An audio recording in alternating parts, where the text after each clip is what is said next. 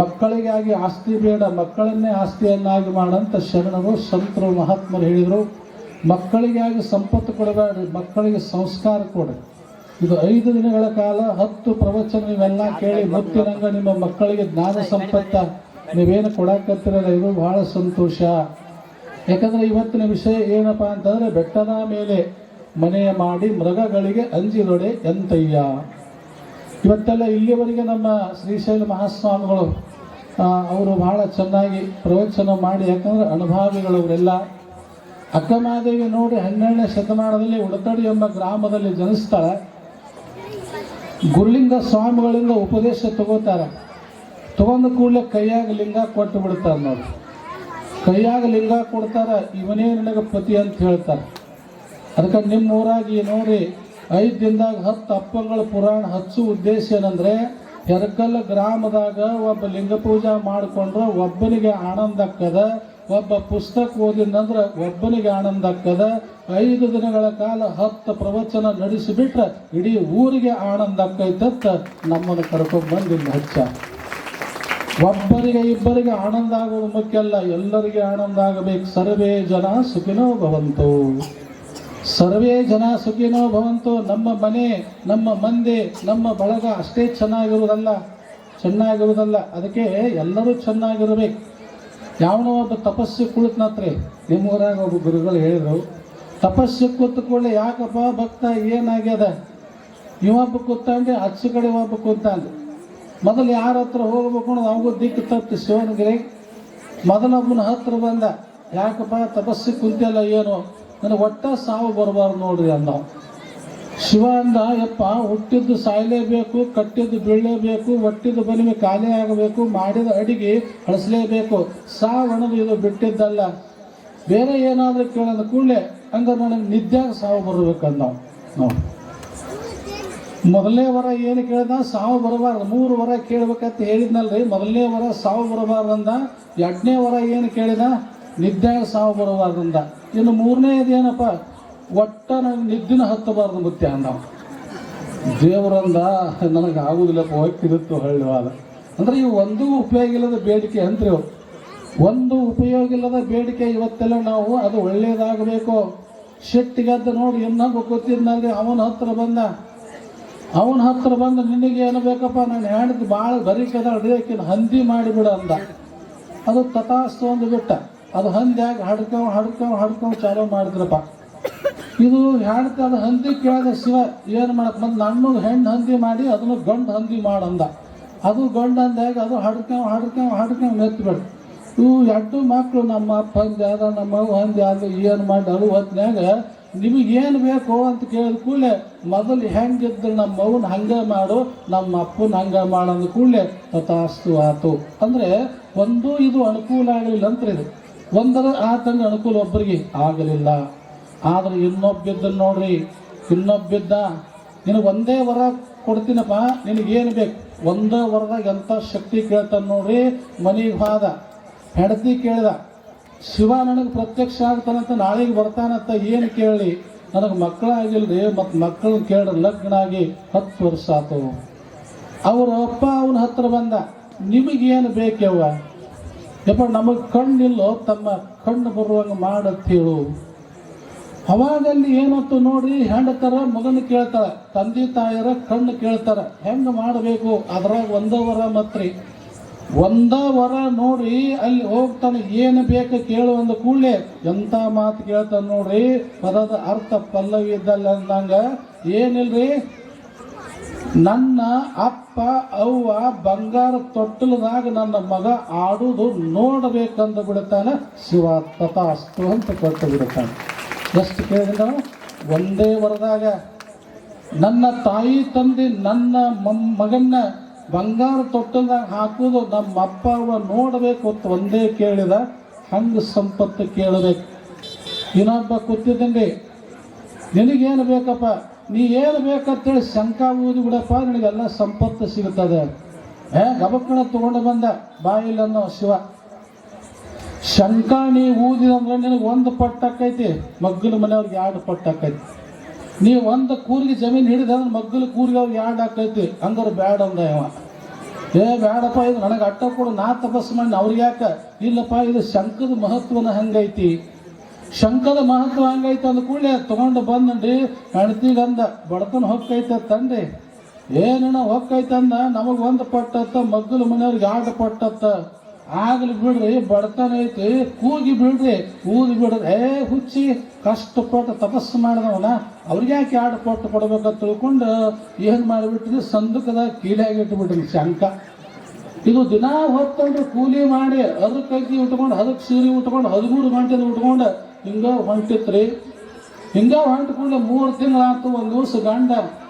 ಒಂದು ದಿವಸ ಗಂಡ ಹೊಲಕ್ಕೆ ಹೋಗಿಬಿಟ್ಟಿದ್ದ. ಆಕೆ ಏನು ಮಾತಾಡಿ ಕೀಲಿ ಮುರಿತಾಳ್ರಿ. ಕೀಲಿ ಮುರಿದು ಊದಿ ಬಿಡ್ತಾಳ್ರಿಪ್ಪ. ಊದಿದ ಕೂಡಲೇ ನೋಡಿ ಚಪ್ಪರ ಮನೆ ಅರಮನೆ ಆಕೈತ್ರಿ, ಕೊಳ ತುಂಬ ಬಂಗಾರ ಆಕೈತ್ರಿ. ಚಪ್ಪರ ಮನೆ ಆಕೈತಿ, ಕೊಳ ತುಂಬ ಬಂಗಾರ ಆಕೈತಿ, ದೊಡ್ಡ ಮನೆ ಆಕೈತಿ. ನೋಡಿ ಇಲ್ಲಿ ಆಗ್ತದೆ ಮಗ್ಗಲ ಮನೆಯವ್ರಿಗೆ ಡಬಲ್ ಆಗಿಬಿಡ್ತದ ಅವ್ರಿಗೆ. ಮಗ್ಗಲ ಮನೆಯವ್ರಿಗೆ ಈಗ ಎಷ್ಟು ಚಂದ ಬಂಗಾರ ಹಾಕೊಂಡು ಕುಂತಿದ್ರು ತಾಯಂದ್ರೆ. ಎಲ್ಲ ನಾವೇನು ಹೇಳಿದ್ರೆ ತಾಯಂದ್ರೆ ಬಂಗಾರ ಅಂದ್ರೆ ಭಾಳ ಪ್ರೇಮ ನಿಮಗೆ. ಮಣ್ಣೊಂದು ಊರಾಗ ನೋಡಿ 5,000 ಜನಸಂಖ್ಯೆ. ಅವಾಗ ಒಂದು ಮುದುಕಿ ಕೊಳ ತುಂಬ ಬಂಗಾರ ಹಾಕೊಂಡು ಕೂತು ಪುರಾಣ ಕೇಳಕತ್ತಿತ್ತು.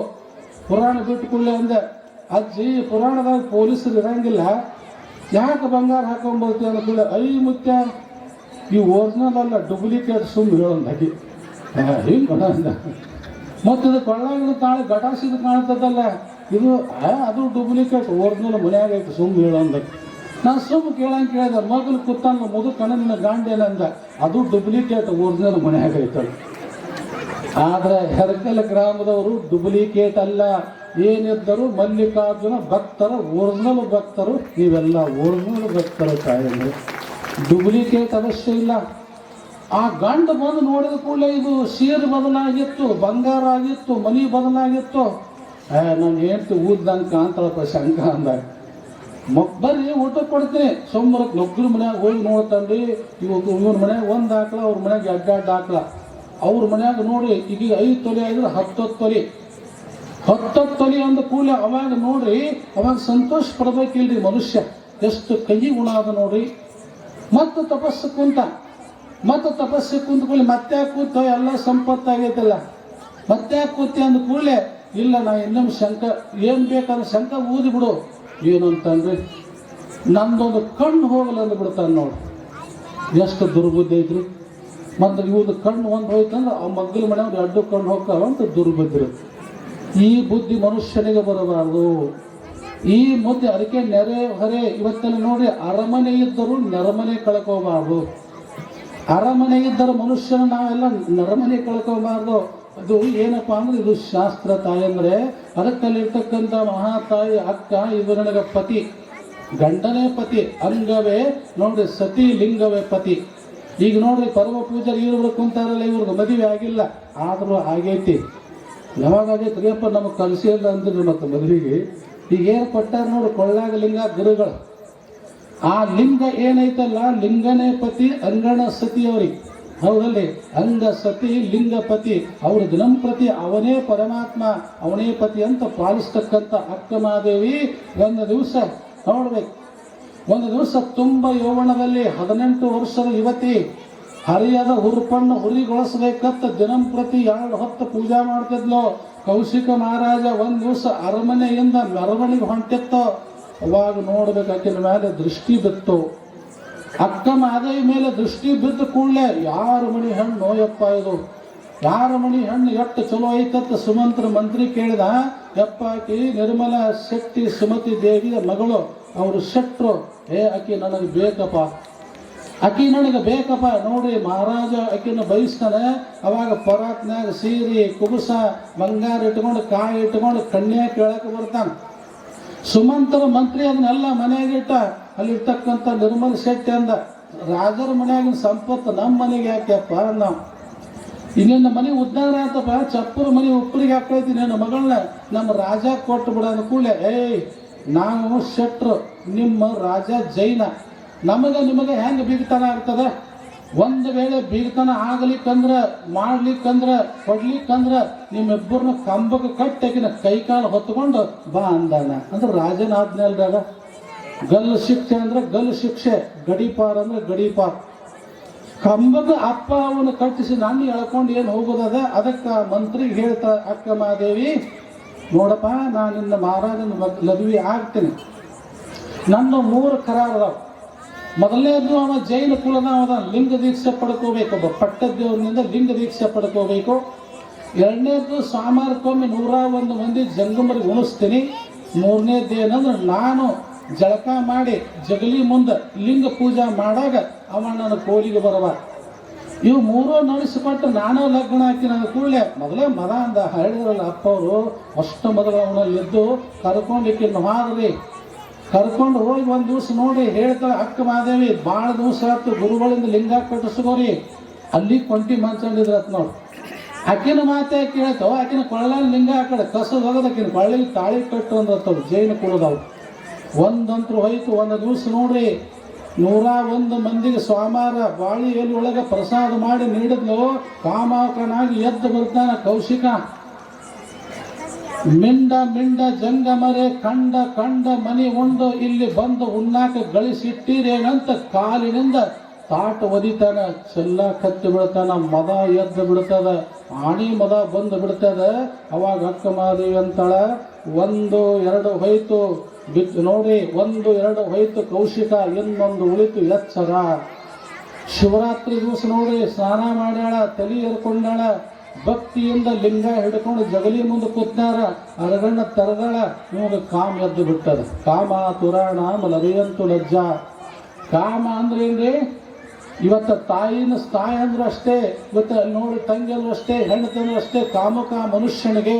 ಅದಕ್ಕೆ ನಾ ಎಲ್ಲ ಕಡೆ ಹೇಳ್ತೀನಿ, ತಾಯಂದ್ರೆ ಹೆಣ್ಣು ಮಕ್ಕಳು ಶೃಂಗಾರ ಆಗೋದು ತಪ್ಪಲ್ಲ, ಗಂಡು ಮಕ್ಕಳವರನ್ನು ನೋಡೋದು ತಪ್ಪಲ್ಲ. ಹೆಣ್ಣು ಮಕ್ಕಳು ಶೃಂಗಾರ ಆಗೋದು ತಪ್ಪಲ್ಲ, ಗಂಡು ಮಕ್ಕಳವರು ನೋಡೋದು ತಪ್ಪಲ್ಲ. ಗಂಡು ಮಕ್ಕಳು ಹೆಂಗೆ ನೋಡಬೇಕು? ಅಕ್ಕ ತಂಗಿ ತಾಯಿ ಅಂತ ನೋಡಿಬಿಟ್ರೆ ನಮ್ಮ ದೇಶ ಉದ್ಧಾರ ಆಗಿ ಹೋಗ್ತದೆ, ನಮ್ಮ ಧರ್ಮ ಉಳಿತದೆ. ಅಂದ್ರೆ ಸುಂದರವಾಗಿರ್ತಕ್ಕಂಥ ಪಾರ್ವತಿಯ ಸ್ವರೂಪ ಮಹಾತಾಯಿ ಅರಗಣ್ಣ ತರದ ಲಿಂಗ ನೋಡಕತ್ತಿದ್ಲು. ಆವತ್ತು ಒಂದು ರೇಷ್ಮೆ ಸೀರೆ ಕೊಟ್ಟಿದ್ದ. ಇದಕ್ಕರ ಒಲಿತಾಳೇನಂತ ತಿಳ್ಕೊಂಡು ಕೆಲವರು ಹೆಣ್ಮಕ್ಳು ನೋಡಿ ಸೀರೆ ಮೇಲೆ ಪ್ರೇಮ, ಬಂಗಾರ ಮೇಲೆ ಪ್ರೇಮ, ಮಾತಿನ ಮೇಲೆ ಪ್ರೇಮ. ಅವರು ಬಂಗಾರ ಇದ್ವು ಅತ್ರಿ ಹಿಂದೆ ಒಳಗೆ ಹೋಗಿ ಸಿರಿ ಸರಗ ಕೌಶಿಕ ಮಹಾರಾಜ ಜಗ್ಗಾಕತ್ತಿದ. ಪರಪುರುಷರ ಹಸ್ತಸ್ಪರ್ಶ ನೋಡಿದ್ದಿಲ್ಲಕಿ. ಹಳ್ಳಿ ನೋಡ್ತಾಳ ಕಾಮಕ ಕೌಶಿಕ. ಯಾಕೆ ಮಹಾರಾಜ ನಿನಗ ಪಿತಾಂಬರ ಸೀರೆ ಊಟಾಕ ಕೊಟ್ಟು ಕಲ್ಲು ಲಿಂಗ ಇಟ್ಕೊಂಡು ಅದರ ಮುಂದೆ ಕುಂಡ್ರಾಕಲ್ಲ, ನನ್ನ ಮನ್ಸಕ್ಕೆ ಬಂದು ನನ್ನ ಮಗ್ಳ ಇವತ್ತ ಸುಖ ಕೊಡಾಕ ಕೊಟ್ಟಿನಂದಾಗ ಸುಖಾನುಶಾಯಿ ರಾಗ ದುಃಖಾನುಶಾಯಿ. ಎಮ್ಮೆಗೊಂದು ಚಿಂತೆ, ಸಮಗಾರಣಿಗೊಂದು ಚಿಂತೆ. ಎಮ್ಮೆಗೆ ಹುಲ್ಲು ಮೇಯ್ಬೇಕು ಅನ್ನೋ ಚಿಂತೆ, ಸಮಗಾರಣಿಗೆ ಇದು ಎಂದು ಸಾಯ್ತದೆ ಕಾಲನ್ನು ಎಂದು ಮಾಡ್ಲಿಕ್ಕೆ ತಮಗೂ ಚಿಂತೆ. ಎಮ್ಮೆಗೊಂದು ಚಿಂತೆ, ಸಮಗಾರಣಿಗೊಂದು ಚಿಂತೆ. ನನಗೆ ನಿನಗೆ ಕಾಮದ ಚಿಂತೆ, ನನಗೆ ಮಲ್ಲಿಕಾರ್ಜುನ ಚಿಂತೆ. ಬಿಡೇ ಮರುಳ ಅಂತ ತಿಳ್ಕೊಂಡು ಇದರಲ್ಲಿ ಏನದ? ಅಮೇಧದ ಹಡಿಕೆ, ಮೂತ್ರದ ಕುಡಿಕೆ, ಎಲುವಿನ ತಡಿಕೆ, ಒಡಲೆ ಹಿಡಿದು ಕೆಡದಿರೋ ಚನ್ನ ಮಲ್ಲಿಕಾರ್ಜುನ. ಇದರಲ್ಲಿ ಏನದ? ಮ್ಯಾಲಿನ ರೂಪ ನೋಡಬೇಡ, ಮೂಗು ಚಲೋ ಐತತ್ತು ನೋಡಬೇಡ, ಮೂಗಿನೊಳಗೆ ಏನೈತ ಅನ್ನೋದು ನೋಡು. ಕಣ್ಣು ಚಲೋ ಐತತ್ತು ನೋಡಬೇಡ, ಕಣ್ಣೊಳಗೆ ಏನೈತತ್ತು ನೋಡ್ಕೋ. ತೊಗಲು ಚಲೋ ಐತತ್ತು ನೋಡಬೇಡ, ತೊಗಲಿನೊಳಗೆ ಏನೈತೆ ಅನ್ನೋದು ನೋಡ್ಕೋ. ಅವಾಗ ವೈರಾಗ್ಯ ಬರ್ತಂದ್ರೆ ಅದು ಕೇಳಿಲ್ಲ. ಜಗ್ಗಿ ಹಿಡಿದ್ರೆ ಜಾಡಿಸಿ ಒಗದ ಹೇಳ್ತಾಳ, ಈ ಕೊಟ್ಟಂತ ಸೀರೆ ಇದು ನಿಂದಲ್ಲ, ಅದಕ್ಕಾಗಿ ಕೊಟ್ಟಲ್ಲ, ನನ್ನ ಗಂಡನ ಹತ್ರ ನಾ ಹೋಗ್ತೀನಿ ಅಂತ ನೋಡ್ರಿ.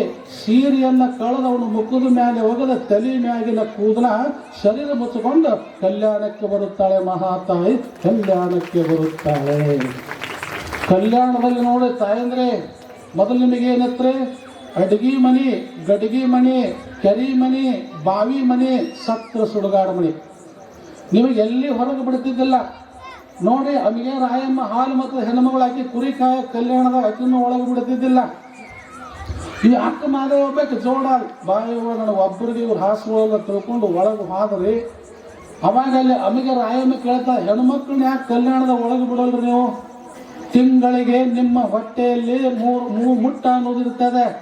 ತಿಂಗಳಿಗೆ ಒಂದು ತಿಂಗಳದಾಗ 3 ದಿವಸ ಮುಟ್ಟ ಅನ್ನೋದು ಇರ್ತದೆ. ಅದಕ್ಕೆ ನಿಮ್ಮನ್ನು ಮುಟ್ಟಿಸ್ಕೊಳ್ಳಂಗಿಲ್ಲ. ಎಂಥ ಮಾತು ಹೇಳ್ತಾಳ್ರಿ ಅಮಿಗೆ ರಾಯಮ್ಮ. ಏನ್ರಿ ಶರಣರೇ, ನಮ್ಮಲ್ಲಿ ತಿಂಗಳಿಗೆ 3 ದಿವಸ ಹೊಲಸೈತಿ, ಮುಟ್ಟೈತಿ, ಮುಟ್ಟಿಸ್ಕೊಳಂಗಿಲ್ಲ. ಅವಾಗ ಒಂದು ಮಾತು ಹೇಳ್ತಾಳೆ ನೋಡ್ರಿ, ಮುಟ್ಟ ಬೇಡೆನ್ನವನು ಹುಟ್ಟೆ ಬಂದು ಎಲ್ಲಿಂದ, ಆ ಮುಟ್ಟ ಗಟ್ಟಿ ಮೇಲೆ ಹುಟ್ಟಿ ಬಂದು ಸಿಂಹಾಸನ ಮೇಲೆ ಕೂತೀವಯ್ಯಪ್ಪ, ಸಿಂಹಾಸನ ಮೇಲೆ ಕೂತೀವಯ್ಯಪ್ಪ ಅಂತ. ನಮ್ಮೊಳಗದು ಮುಟ್ಟ ನಿಂದಿರ್ಲಿಕ್ಕೆ ನೀಯಲ್ಲಿ ಹುಟ್ಟಿ ಬರ್ತಿದ್ದೆ ಅಂದಾಗ ಶರಣರು ದಂಗಾಗಿ ಹೋದರು. ಶರಣರು ದಂಗಾಗಿ ಹೋದ್ರು. ಹೇಳ್ತಾನೆ ಆತ್ಮ ಅಮಿಗೆ ರಾಯಮ್ಮ, ಸೀರೆ ಕುಬಸ ತೊಟ್ಟಾಕಿ ಹೆಣ್ಮಗಳೆಲ್ಲ, ದೋತ್ರ ಅಂಗಿ ತೊಟ್ಟವ ಗಣಮಗಲ್ಲ, ಬಾವಾಗಿ ಬಿಡ್ತಾರೆ ಶರಣರು. ಸೀರೆ ಕುಬಸ ತೊಟ್ಟಾಕಿ ಹೆಣ್ಮಗಳೆಲ್ಲ, ದೋತ್ರ ಅಂಗಿ ಹುಟ್ಟವ ಗಣಮಗಲ್ಲ. ಮತ್ತು ಯಾರು ಮಣಿಮಣ್ಣು ನೋಡಿ, ಮಣಿಮಣ್ಣೆ ನಮ್ಮ ಊರಾಗ ನಿಮಗೆ ಗೊತ್ತದ, ಮಣ್ಣು ಜಿಡ್ಜಿಡ್ಡಿ ಮಳಿ ಹತ್ತಿದಾಗ ಕರೆಂಟ್ ಹೋಗಿಬಿಟ್ಟಿದ್ರಿ, ಗಂಡ ಹೆಂಡತಿ ಮಲ್ಕೊಂಡವು. ರಾತ್ರಿ ಒಂದು ದೊಡ್ಡ ಹಾವು ಬಚ್ಚಲ್ದಾಗ ಬಂದೈತ್ರಿ, ಬೆಕ್ಕು ಬಂದೈತನ ತಿಳ್ಕೊಂಡು ಚಿಮ್ನ ನೋಡ್ತಾಳೆ. ದೊಡ್ಡ ಹಾವ ಈ ಗಂಡನ ಹತ್ರ ಬಂದು, ಏನ್ರಿ ಹಾವು ಬಂದದು ಬಡಿ ಹೇಳ್ರಿ ತಂದಿಕ್ಕಿ. ಅವ ಏನಂದ, ಹೊರಗೆ ಯಾರ ಗಂಡಸರಿದ್ರು ಕರಿ ಅನ್ನತ್ತೀವ. ಮತ್ತು ಇವ್ಯಾರ್ರಿ ಇವ ಗಂಡಸೌದಲ್ವ. ಅದಕ್ಕೆ ನೋಡಿ, ಮಲೆ ಮೂಡಿ ಬಂದರೆ ಹೆಣ್ಣೆಂಬುವರು, ಗಡ್ಡ ಮೀಸಿ ಬಂದರೆ ಗಂಡೆಂಬುವರು, ಒಳಗೆ ಸುಳಿಯುವ ಆತ್ಮ ಗಂಡು ಅಲ್ಲ ಹೆಣ್ಣು ಅಲ್ಲ ಕಾಣ ರಾಮನಾಥ. ಅದಕ್ಕೆ ಅವ್ರು ಏನಂತಾರೆ, ಮ್ಯಾಲಿನ ರೂಪ ನೋಡಬೇಡೋ, ಒಳಗಿಂದ ನೋಡ್ಕೋ, ಒಳಗೆ ನೀ ತಿಳ್ಕೊಂಡು ಉಳ್ಕೋ. ಅವಾಗ ಅಕ್ಕ ಮಹಾದೇವಿಗೆ ಒಂದು ದೊಡ್ಡ ಸ್ಥಾನ ಕೊಟ್ಟರು. ಅದಕ್ಕೆ ನೀವೇನು ಮಾಡಬೇಕಾ, ತಾಯಿಗೆ ಜೋರಾಗಿ ಒಂದು ಚಪ್ಪಾಳೆ ತಟ್ಟಬೇಕು. ಮೊದಲನೇ ವಚನಗಾರ್ತಿ. ಅದಕ್ಕೆ 2 ನುಡಿ ಬರೀತಾನು. ಕಲ್ಯಾಣದ ಶರಣೆ ಮಾತೆ ಅಕ್ಕ ಮಹಾದೇವಿ ಅಂಡ್ರಿ ನೋಡೋದು. ಕಲ್ಯಾಣದ ಶರಣೆ ಮಾತೆ ಅಕ್ಕ ಮಹಾದೇವಿ,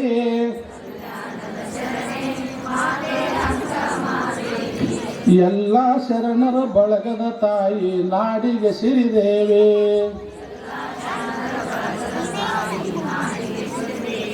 ಸಾಕ್ರಿ, ಇದು ಭಾಳ ಉದ್ದೈತಿ, ಯಾಕಂದ್ರೆ ಸಮಯ ಹೋಗ್ತಾ ಇನ್ನೂ ಕೂಡ ಕಾರ್ಯಕ್ರಮ ಭಾಳ ಚೆನ್ನಾಗದ. ಅದಕ್ಕೆ ತಾಯಂದ್ರೆ ಏನು ಬೇಡ್ಕೋಬೇಕು ಅಂದ್ರೆ, ಮಗ್ಗಲಿನವ್ರಿಗೆ ಒಳ್ಳೆಯದಾಗಲಿ, ನಾವು ನಮ್ಮಂತೆ ನಾವು ಅವರಂತೆ. ಇವತ್ತೆಲ್ಲ ನೋಡಿ, ಎಲ್ಲರೂ ನಮ್ಮವರೇ. ಸರ್ವ ಧರ್ಮಾನ್ನ ಪರಿತ್ಯಜ್ಯ ಮಾಮೇಕಂ ಶರಣಂ ವ್ರಜ. ಅಂದರೆ ಕೃಷ್ಣ ಹೇಳ್ತಾನೆ, ಹೇ ಅರ್ಜುನ, ಎಲ್ಲರನ್ನು ಒಂದೇ ರೂಪ ಕಾಣಪ್ಪ. ಹೌದಲ್ಲಿ ಎಲ್ಲರನ್ನು ಒಂದೇ ರೂಪ ಕಾಣು. ನೋಡಿ, ದಯವಿಲ್ಲದ ಧರ್ಮ ಅದಾವುದಯ್ಯ, ಸಕಲ ದಯಬೇಕು ಸಕಲ ಪ್ರಾಣಿಗಳಲ್ಲಯ್ಯ. ಇದೆಲ್ಲದರಲ್ಲಿ ನಾವು ಹಾದು ಬಂದೆ. ಹೇಳಿದ್ರಲ್ಲ ಸಿದ್ಧಾಂತ ಶಿಖಾಮಣಿದು, ಬಹು ಜನ್ಮ ಕೃತೈ ಪುಣ್ಯ ಪ್ರೇಕ್ಷಣೆ ಪಾಪ ಪಂಜರೆ ಶುದ್ಧಾಂತೋ ಕರುಣೋ ದೇಹಿ ಪಿಂಡ ಶಬ್ದೇನ ಗೀಯತೆ. ಇವತ್ತೆಲ್ಲ ನಾವು ಹೆಂಗಿರಬೇಕಂದ್ರೆ, ಇನ್ನೊಬ್ಬರಿಗೆ ಒಳ್ಳೆಯದಾಗಲಿ ಅಂತ ತಿಳ್ಕೊಂಡು ಇವತ್ತೆಲ್ಲ ನೋಡಿ, ಎಷ್ಟೋ ಜನ ತಾಯಿಂದ ಕೈಪಲ್ಯ ಕೊಟ್ಟಿರಿ, ಎಷ್ಟೋ ಜನ ಅಕ್ಕಿ ಕೊಟ್ಟಿರಿ, ಎಷ್ಟೋ ಜನ ರೊಟ್ಟಿ ಕೊಟ್ಟಿರಿ, ಎಷ್ಟೋ ಜನ ಹೆಂಗೆ ನೋಡಿ ಅವಾಗ ಉಪದೇಶ ತಗೊಂಡಾಗ ಆ ಗುರುವಿನ ಹಸ್ತ ಮಸ್ತಕದ ಮ್ಯಾಗ ಹೆಂಗೆ ಉಳಿತದ. ನೀವು ಮಾಡಿದಂಥ ದಾನ ಮಲ್ಲಿಕಾರ್ಜುನ ಲಿಸ್ಟ್ನ್ಯಾಗ ಉಳಿಸಿರಿ, ನಿಮಗೆ ಕಷ್ಟವೇ ಬರಲಾರ್ದಂಗೆ ಮಲ್ಲಿಕಾರ್ಜುನ ನೋಡ್ಕೋತಾನೆ ಬಂದರೆ ಕಷ್ಟವೇ ಬರಂಗಿಲ್ಲ ಇನ್ನೊಬ್ಬರಿಗೆ. ನಮ್ಮ ಗಿರಿಸಾಗರ ಹಿಂದಿನ ಅಪ್ಪಗಳು, ಮುಕ್ತಿನಾಥ ಅಪ್ಪಗಳು ಅನುಷ್ಠಾನಕ್ಕೆ ಕೂತಿದ್ರು. ಅನುಷ್ಠಾನಕ್ಕೆ ಮುಗಿಸ್ಲೇನೋ ಅಂತ ಹೇಳ್ರು. ಅನುಷ್ಠಾನಕ್ಕೆ ಕುಳಿತಿದ್ರತ್ತ. ಅನುಷ್ಠಾನಕ್ಕೆ ಕುಳಿದಾಗ ನೋಡಿ, ಎಂತಿಂತವ್ರಿಗೆ ಮೌನ, ಅನುಷ್ಠಾನ ಮೌನದಿಂದ ಕುಂತಿದ್ರತ್ರಿ. ಅವಾಗ ನೋಡಿ, ಆ ಕಡೆ ಬಳ್ಳಾರಿ ಡಿಸ್ಟಿಕ್ನಾಗ ಅವ್ರ ಅವ್ಗ ಮಗ ಕೇಳ್ತಾನ, ಅಪ್ಪಂತರ ಇದ್ದಿದ್ರೆ ಯವ್ವ ಇದು ಬಡತನ ಎಷ್ಟು ವರ್ಷ ಆತು ನಮಗೆ, ಇದು ಏನಾಗ್ಯದ? ಬಡತನ ಮನೆ ಒಳಗೆ ಉಣಾಕ ರೊಟ್ಟಿ ಇಲ್ಲ, ಹಾಸಿಗೊಳಗೆ ಹಾಸಿಗಿಲ್ಲ, ರೊಟ್ಟಿ ಅನ್ನೋದು ಕೊಬ್ಬರಿ ತುನಕ, ಹಾಸಿಗನ್ನೋದು ತಟ್ಟ, ಎಷ್ಟು ದಿವಸ ಐತೆವ ಅಂದ ಕೂಲೆ, ತಮ್ಮ ಇದು 7 ತಲೆಮಾರಾತೋ ನಮ್ಮ ಮನೆಯಾಗಿದ್ದದ್ದು. ಗಿರಿಸಾಗರಾಗ ಮುಕ್ತಿನಾಥ ಅಪ್ಪವ್ರು ಅನುಷ್ಠಾನ ಕುಂತಾರತ್ತ. ನಮ್ಮ ಬಡತನ ಎಂದು ಹೊಕ್ಕೈತೆ ನೀ ಕೇಳ್ಕೊಂಡವ, ಅವ್ರ ಆಶೀರ್ವಾದ ಪಡ್ಕೊಂಡವ. ಆಯ್ತವ ಹೊಕ್ಕಿನಂದ. ಬಾಯಲ್ಲಿ ಹಂಗ ಹೋಗುದಲ್ಲ, 3 ದಿನದ ಬುತ್ತಿ ಕಟ್ಟಿ ಕೊಡ್ತೀನಿ, 3 ವಸ್ತಿ ಮಾಡಿ ಅಪ್ಪಂಗಳ ಪ್ರಶ್ನೆ ಉತ್ತರ ಕೇಳಿ ಬಾ, ನಿನ್ನ ಸಂಸಾರ ಉದ್ಧಾರ ಆಕೈತಿ. ನಾನು ಲಗ್ನ ಆಗಿದ್ದಿಲ್ಲ ಅವನು. 3 ದಿನದ ಬುತ್ತಿ, ಆಗಿನ ಕಾಲಕ್ಕೆ ಸಜ್ಜಿ ರೊಟ್ಟಿ, ಪುಂಡಿ ಪಲ್ಯ, ನೋಡಿ ಚೌಳಿಕಾಯಿ, ಶೇಂಗಾದ ಹಿಂಡಿ, ಇಷ್ಟೆಲ್ಲ ವೈಭವದ ಬುತ್ತಿಯನ್ನು ಕೊಟ್ಟರು. 3 ಬುತ್ತಿ ಯಾಕೆ? 3 ಬುತ್ತಿ ಯಾಕಂದ್ರೆ ವಸ್ತಿ ಮಾಡಿದಲ್ಲಿ ಉಣ್ಬೇಕು, ವಸ್ತಿ ಮಾಡಿದಲ್ಲಿ ಉಣ್ಬೇಕು. ಆಯ್ತ ತಿಳ್ಕೊಂಡು ಬುತ್ತಿ ತೊಗೊಂಡು ಬಂದು ಒಂದು ನೋಡ್ರಿ ಊರಾಗ ಬಂದ ಈ ಹರಕಲ್ ಅಂತ ಊರ್ ಮುಂದೆ ಊಟ ಮಾಡಕತ್ತಿದ. ಈಗ ಬಿಸಿಲೇರ ನೀರು ಸಿಗ್ತಾವ್ರು, ಅವಾಗಿನ ಕಾಲಕ್ಕೆ ಇದ್ದಿದ್ದಿಲ್ಲ, ಬಾಟ್ಲಿ ಸಿಗ್ತಿದ್ದಿಲ್ಲ. ಅದು ಯಾರು ಹೂಗಾರ ಮನೆಯೋ ಯಾರ ಮನೆ ಇತ್ತು, ಊಟ ಮಾಡಿದ, ರೊಟ್ಟಿ ಕುತಿ ಸಿಕ್ತು, ಬಾಗಿಲ ಬಿಡದ. ಯಾರು ಅವರ ಯಾಕ ತಮ್ಮ ಏನು ಬೇಕು, ಒಂದು ತೆಂಬಿಗೆ ನೀರು ಕೊಡ್ರಿ ಅವ. ಒಂದು ತೆಂಬಿಗೆ ನೀರು ಕೊಟ್ಟ ಕೂಡಲೇ ಎಲ್ಲಿಗೆ ಹೊಂಟಿದೆ ಅಪ್ಪ?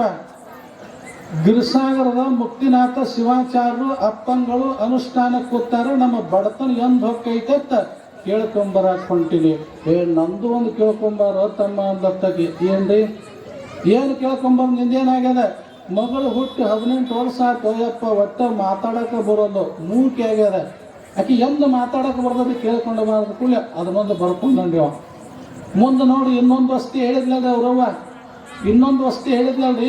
700 ಎಕರೆ ಜಮೀನ್ದಾರ ಬೀಳಿಗೆ ಅಂತ ಊರಾಗ 700 ಎಕರೆ ಜಮೀನ್ದಾರು 4 ಮಂದಿ ಒಕ್ಕಲ್ತನ ಮಾಡುವತ್ನಾಗ 4 ಎತ್ತಿನ ಒಕ್ಕಲ್ತನ ಗಳೆ ಹೊಡ್ಯಾಕತ್ತಿದ್ರು. ಇವ ಹೋಗಿ ಅವ್ರು ತೋಟದಾಗ ಬನ್ನಿ ಗಿಡದ ಕೆಳಗೆ ಊಟಕ್ಕೆ ಕೂತ, ಗೌಡ್ರ ಒಂದಿಷ್ಟು ನೀರು ಕೊಡ್ರಿ, ತತ್ರಾಣಿಗಂತ ಬರ್ತಿದ್ರು ಆಗಿನ ಕಾಲ. ತತ್ರಾಣಿಗೆಯನ್ನು ತಂದು ಕೊಟ್ರು ಗೌಡ್ರು, ನೀರು ಕುಡಿದ್ರು. ಎಲ್ಲಿಗೆ ಹೊಂಟಿಯೋ ತಮ್ಮ? ಗಿರಿಸಾಗರದೊಳಗೆ ಮುಕ್ತಿನಾಥ ಅಪ್ಪಂಗಳು ಅನುಷ್ಠಾನಕ್ಕೆ ಕುಳಿತಾರೆ. ನನ್ನ ಬಡತನ ಹೆಂಗೆ ಹೋಗ್ತೈತೆ ಅದು ಕೇಳಕ್ಕೆ ಹೊಂಟೀನಿ. ನಂಬುದು ಒಂದು ತಿಳ್ಕೊಂಬಾರ ತಮ್ಮ ಅಂದ್ರತ್ತವ್ರು. ನಿಮ್ಮದೇನು ಅಪ್ಪ ಅಂದತ್ತವ್ರು. ನಿಮ್ಮದೇನು 700 ಎಕರೆ ಜಮೀನು ಐತಿ, 7 ಚೀಲ ಜ್ವಾಳ ಬೆಳೆದು ಯಾರು ಮಾಡ್ಸ್ಯಾರ ಅದನ್ನು ಕೇಳ್ಕೊಂಡು ಬಾ, ಅದನ್ನೊಂದು ಬರ್ಕೊಂಡ. ಇನ್ನು ಕೊನೆಯದು ನಿಮಗೆ ಹೇಳಬಾರ್ದ್ರಿ. ಕೊನೆಯದು ಇನ್ನೊಂದು ವಸ್ತಿ ಮಾಡುವ ಹೊತ್ತಿನಾಗ ಊರು ಗಾಂಧಿಗೆ ಒಬ್ಬ ಗುಂಪ ಹಾಕ್ಕೊಂಡು ಸಾಧು ಮುತ್ತೆ ಒಳಗಿದ್ದ. ಅವಾಗಿಂತ ನೀರು ಕೊಡಿ ಅದಕ್ಕೂ ಅವಾಗ ನೀರು ಕೊಟ್ಟ. ಇವ ಉಂಡ ಎಲ್ಲಿ ಹೊಂಟಿಯಪ್ಪ? ಗಿರಿಸಾಗರದ ಮುಕ್ತಿನಾಥ ಅಪ್ಪಂಗಳು ಅನುಷ್ಠಾನಕ್ಕೆ ಕುಳಿತಾರೆ. ನನ್ನ ಬಡತನ ಎಂದು ಹೊಕ್ಕೈತೆ ಅಂತ ಕೇಳಕ್ಕೆ ಹೊಂಟೀನಿ. ನಂದು ಒಂದು ಕೇಳ್ಕೊಂಬಾರು ಯಪ್ಪ ಅನ್ನತ್ತ. ನಿಮ್ಮದೇನ್ರಿ?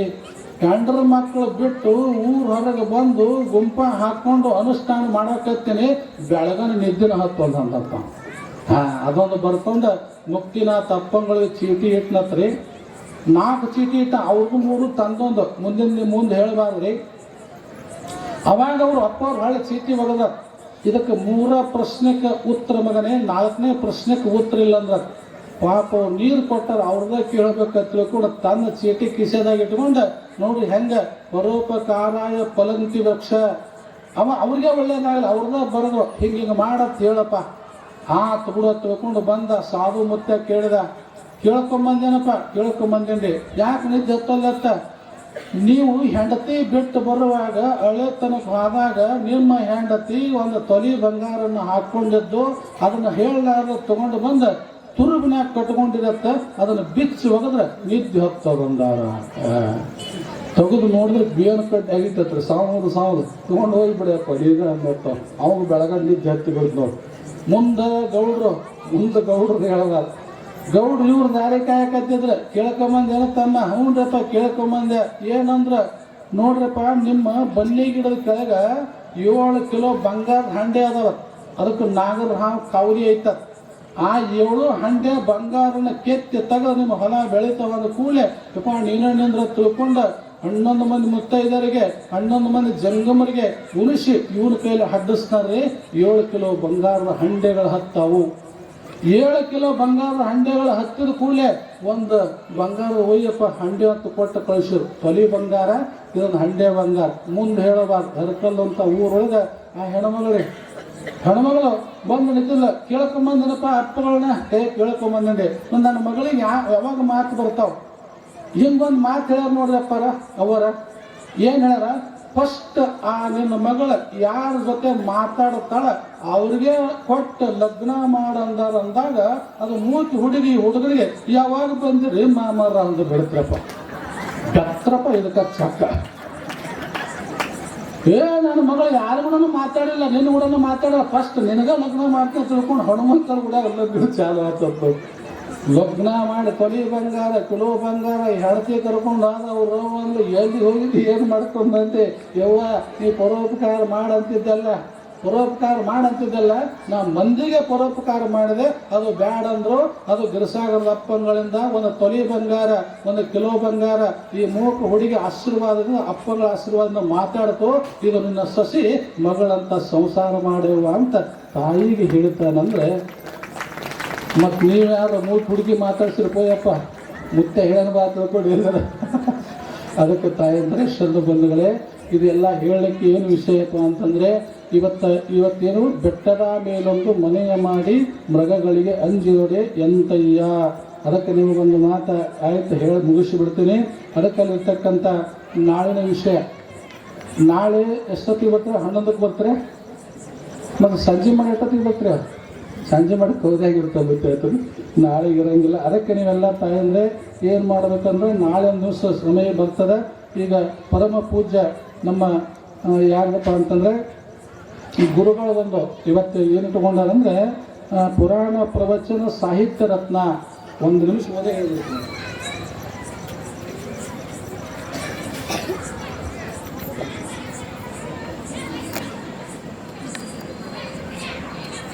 ಸುಮಾರು 15 ವರ್ಷಗಳ ಕಾಲ ನಿಮ್ಮೂರಿಗೆ ಬಂದು ಜನಸೇವೆಯನ್ನು ಮಾಡಿರ್ತಕ್ಕಂಥ ಪೂಜ್ಯ ನೋಡಿ ನಮ್ಮ ಶ್ರೀಶೈಲ ಮಹಾಸ್ವಾಮಿಗಳಿಗೆ ಒಂದು ಎಲ್ಲರೂ ಕೂಡಿ ಏನು ಮಾಡಿದೆವು, ನಾವು ಬಂದ ಕೂಡಲೇ ಕೇಳಿದೆವು, ನೀವು ವಯಸ್ಸು ಎಷ್ಟ್ರಿ ಅಪ್ಪ ಅಂದ್ವಿ. 75 ನಡೀತಾ ಒಂದು ಕೂಡಲೇ ಆಯ್ತು ರೀ, ಭಾಳ ಸಂತೋಷ ಆಯ್ತು. ಇದೆಲ್ಲ ಪಾಯ ಹಾಕಿ ಏನೆಲ್ಲ ಮಾಡಿ ನನಗೆ ತಿಳಿದಷ್ಟು ಗಿರಿಸಾಗರ ಅಪ್ಪಗಳ ಆಶೀರ್ವಾದದಿಂದ ನಾನು ಮಾಡಿದ ಕೂಡಲೇ ಅವಾಗ ಆಯ್ತ್ರಪ್ಪ ಅಂದರೆ ವಜ್ರ ಮಹೋತ್ಸವ ಮಾಡೋಣ ಕೂಡಲೇ ಅವರು ಬ್ಯಾಡ ಅಂದರು. ತ್ಯಾಗಿಗಳವರು, ಭೋಗಿಗಳು ಬೇರೆ ತ್ಯಾಗಿಗಳು ಬೇರೆ. ಅದಕ್ಕೆ ಅವ್ರು ಏನು ಡೇಟ್ ಆಫ್ ತಗೊಂಡಿಲ್ರಿ, ಎದಕ್ಕೆ ಬರ್ಕೋತಿ ಅಂತ ಕೇಳಿಲ್ಲ, ಇದಕ್ಕೆ ಬರ್ಸ್ಕೊತ್ನಂತ ನಾ ಹೇಳಿಲ್ಲ. ಅದಕ್ಕೆ ನನಗೆ ತಿಳಿದಷ್ಟು ಬರ್ದೀನಿ. ಪುರಾಣ ಪ್ರವಚನ ಸಾಹಿತ್ಯ ರತ್ನ ಇದು. ಪುರಾಣ ಹೇಳ್ತಾರೆ, ಪ್ರವಚನ ಹೇಳ್ತಾರೆ, ಸಾಹಿತ್ಯನೂ ಬರ್ದಾರ. ಅದಕ್ಕೆ ಪುರಾಣ ಪ್ರವಚನ ಸಾಹಿತ್ಯ ರತ್ನ. ಅದಕ್ಕೇನಪ್ಪ ಅಂತಂದ್ರೆ ನೋಡಿ, ಬಾಗಲಕೋಟೆ ಜಿಲ್ಲೆ ಬೀಳಿಗಿ ತಾಲೂಕಿನ ಹೆರಕಲ್ಲ ಗ್ರಾಮದ ಅಖಿಲಾಂಡ ಕೋಟಿ ಬ್ರಹ್ಮಾಂಡ ನಾಯಕ ಶ್ರೀ ಮಲ್ಲಿಕಾರ್ಜುನ ದೇವರ 15ನೇ ಜಾತ್ರಾ ಮಹೋತ್ಸವದ ನಿಮಿತ್ತವಾಗಿ ಪ್ರತಿ ವರ್ಷ 5 ದಿನಗಳ ಕಾಲ ಆಧ್ಯಾತ್ಮಿಕ ಚಿಂತನೆ, ಧರ್ಮಸಭೆ, ನಿಜಗುಣದ ಶಾಸ್ತ್ರ, ಪೂಜ್ಯ ಗಿರಿಸಾಗರದ ರುದ್ರಮುನಿ ಶಿವಾಚಾರ್ಯ ಸಾನ್ನಿಧ್ಯದಲ್ಲಿ ಮತ್ತು ಶ್ರೀಶೈಲ ಸ್ವಾಮಿಗಳ ಹಿರೇಮಠ ನಾವಲಗಿಯವರ ಸಮ್ಮುಖದಲ್ಲಿ ನಡೆದು ಬರುತ್ತದೆ. ಶ್ರೀಶೈಲ ಸ್ವಾಮಿಗಳು 1950ರಲ್ಲಿ ನಾವಲಿ ಗ್ರಾಮದ ಜಂಗಮ ಮನೆತನದ ಶ್ರೀ ಸಿದ್ದರಾಮಯ್ಯ ದುಂಡಯ್ಯ ಹಿರೇಮಠ್ ಇವರ ಉದರದಲ್ಲಿ ಜನಿಸಿ ತಂದೆ ತಾಯಿ ತೋಳತೊಟ್ಟಿನಲ್ಲಿ ಸುಂದರವಾಗಿ ಬೆಳೆದರು. ಗಿರಿಸಾಗರದ ಪೂಜ್ಯರಾದ ಮುಕ್ತಿನಾಥ ಶ್ರೀಗಳಿಂದ ಅಯ್ಯಾಚಾರ ದೀಕ್ಷೆಯನ್ನು ಪಡ್ಕೊಂಡರು. ಮುಂದೆ 7ನೇ ತರಗತಿಯವರೆಗೆ ವಿದ್ಯಾಭ್ಯಾಸ ಪಡ್ಕೊಂಡರು. ನಂತರ ಮರೆಗುದ್ದಿ ಶ್ರೀಗಳಿಂದ ಸತತವಾಗಿ ಪುರಾಣ ಪ್ರವಚನ ನೋಡಿ ಅಭ್ಯಾಸ ಮಾಡಿ ನೋಡಿ ಹಳ್ಳಿಗೆ ಏಕರಾತ್ರಿ, ಪಟ್ಟಣಕ್ಕೆ ಪಂಚರಾತ್ರಿ. 50 ವರ್ಷ ಅಂದರೆ ಅರ್ಧ ಶತಮಾನ ಅಂದರೆ 50 ವರ್ಷ. 50 ವರ್ಷಗಳ ಕಾಲ ಜನಸೇವೆ ಮಾಡಿದ್ದಾರೆ. 5 ಗ್ರಂಥಗಳನ್ನು ಬರೆದಿದ್ದಾರೆ. ಇವರ ನಿಸ್ವಾರ್ಥ ಸೇವೆಯನ್ನು ಕಂಡು 7/12/2024ರಂದು ಹೆರಕಲ್ಲ ಗ್ರಾಮದ ಹರಗುರು ಚರಮೂರ್ತಿಗಳ ಸಾನ್ನಿಧ್ಯದಲ್ಲಿ 75ನೇ ವರ್ಷದ ವಜ್ರ ಮಹೋತ್ಸವ ಕಾರ್ಯಕ್ರಮ ಮಾಡಿ ಗೌರವ ಸನ್ಮಾನ ನೀಡಿ ಪುರಾಣ ಪ್ರವಚನ ಸಾಹಿತ್ಯ ರತ್ನ ಎಂಬ ಬಿರುದು ನೀಡಿದ್ದೇವೆ. ನೀವೆಲ್ಲ ಬಿರುದು ನೀಡಿದ್ದೇವೆ ತಾಯಿದ್ರೆ. ಅವರ ಅಮ್ಮರ ಹೆಸರು ಏನೈತೆ? ಅವ್ರ ಮನೆಯವರು ಬಂದಾರಿ, ಗೌರಮ್ಮ ಅವ್ರ ಅಕ್ಕವ್ರು ಬಂದಾರ. ನಾವು ಒಂದೇ ನೀವು ಮದುಮಕ್ಳಿಗತ್ತ ರೆಡಿಯಾಗಿ ಬರ್ಬೇಕಂತೇಳಿ ಅವ್ರ ಅಸಹ್ಯ ಯಾಕಂದ್ರೆ ಅಂತಂದ್ರು. ಅವರು ಬಂದಲ್ಲಿ ರೂಮ್ನಾಗ ಕೂತ ಕರ್ಕೊಂಡು ಬರ್ರಿ. ಅವರು ಬಂದು ಇಲ್ಲಿ ಕೂತ ಮೇಲೆ ಅಪ್ಪವ್ರ ನಮ್ಮ ಕುಂದ್ರಿಗೆ ಅಪ್ಪವ್ರ ಹಿತನುಡಿ ನಡೀತದ. ನಡೆದ ತಕ್ಷಣ ಅಪ್ಪವ್ರ ಲಾಸ್ಟ್ ಅದನ್ನು ಮಾಡಿ, ಯಾಕಂದ್ರೆ ನೀವು ಮಾಡೇ ಬಂದ್ರೆ ಎಲ್ಲಿ ಮದುಮಗಳ ನೋಡಿ ಇವರು ಅಮ್ಮರು ಏನಾದ್ರು ಇದು ನಕ್ಕಲ ಭಾಷೆ ಬರ್ಗಿಲ್ಲ. ಬಬಲಾದಿ ಸದಾಶಿವಪ್ಪನವ್ರ ಚರಿತ್ರೆ ಯಾರೂ ಬರೋದಲ್ಲಿ ತಾಯಂದ್ರೆ ಅದು ಬೆಂಕಿ ಬಬಲಾದಿ. ಅದರೊಳಗೆ ಏನಿಟ್ಟಾರ, ನಾನು ಮೊನ್ನೆ ನನಗೊಂದು ಸಿಕ್ತು, ನಿರ್ಸೋಸಿ ಅಪ್ಪವ್ರು ಕೊಟ್ರಿ. ಏನು ಬರೆದಾರಂದ್ರೆ, ಕಲ್ಲು ಕೋಳಿ ಕೂಗಿತ್ತದ ಕೇಳಿರಿ ಮಕ್ಕಳಿಗ, ತಲೆ ಮ್ಯಾಲೆ ಬೆಂಕಿ ಬಂದಿತ್ತು ಕೇಳಿರಿ ಮಕ್ಕಳಿಗ, 8 ಹೋಗಿ 1 ಬಂದಿತ್ತು ಕೇಳಿರಿ ಮಕ್ಕಳಿಗ. ನೋಡಿ ಅವಾಗ ನೋಡಿ ಎಲ್ಲರ ಬಾಯಿಗೆ ಚಿಕ್ಕ ಬಂದಿತ್ತು ಕೇಳಿರಿ ಮಕ್ಕಳಿಗ. ಎಲ್ಲರೂ ದೇವ ಪೂಜೆ ನಿಲ್ಲುತ್ತದೆ ಕೇಳಿರಿ ಮಕ್ಕಳಿಗ. ಎಲ್ಲರ ಬಗಲಿಗೆ ಜೋಳಿಗೆ ಬಂದಿತ್ತು ಕೇಳಿರಿ ಮಕ್ಕಳಿಗ. ನೋಡಿ ಇದೆಲ್ಲ ವಿಚಾರ ಮಾಡಿ ನೋಡಿದಾಗ ಅವಾಗ ನೋಡಿ ತಲೆ ಮ್ಯಾಗ ಬೆಂಕಿ ಬಂದಿತ್ತು. ಇದೆಲ್ಲ ಕರೆಂಟಿಗೆ ತಲೆ ಮೇಲೆ ಬೆಂಕಿ ಅಂದರು.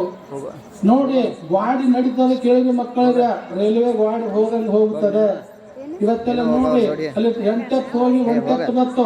8 ಯಾರ ಮನೆಯಾಗ 1 ಟ್ಯಾಕ್ಟ್ರಿಗೆ ಹೋಗಿಸ್ತಾರೆ. ಇವತ್ತು ನೋಡಿ ಎಲ್ಲರ ಬಗಲಿಗೆ ಜೋಳಿಗೆ ಬಂದಿತ್ತು. ಒಬ್ಬ ಹೆಣ್ಮಗಳು ಹಿಂಗೆ ಸ್ವಾಮಿಗಳು ನಿಮಗೆ ಬರೋದು ನಮಗ್ಯಾಕೆ ಜೋಳಿಗೆ ಬರ್ತದೆ ಅಂದಾಗ ಯವ್ವ ನಿನ್ನ ಹೆಗಲ ಮ್ಯಾಗ ಹಾಕೊಂಡು ಅಲ್ಲ ಎನಟಿ ಬ್ಯಾಗ ಅದೇ ನಿನಗೆ ಜೋಳಿಗೆ ಅಂತ. ಅದಕ್ಕೆ ಅಲ್ಲಿ ಹೊರಟ್ರೆ ಅಮ್ಮವ್ರು ವೇದಿಕೆ ಮೇಲೆ ಬಂದ್ರೆ ಜೋರಾಗಿ ಚಪ್ಪಾಳೆ ತಟ್ಟಬೇಕಂದ್ರೆ ಆ ಕಾರ್ಯಕ್ರಮವನ್ನು ಮಾಡಿದ ನಂತರವೇ ನಾವು ಅಪ್ಪವ್ರ ಪ್ರವಚನ ಮಾಡ್ತೀವಿ ಅನ್ನುವಂಥ ಸಂಕಲ್ಪ ಮಾಡಿದರು. ಶಿವಾಯ ನಮಃ.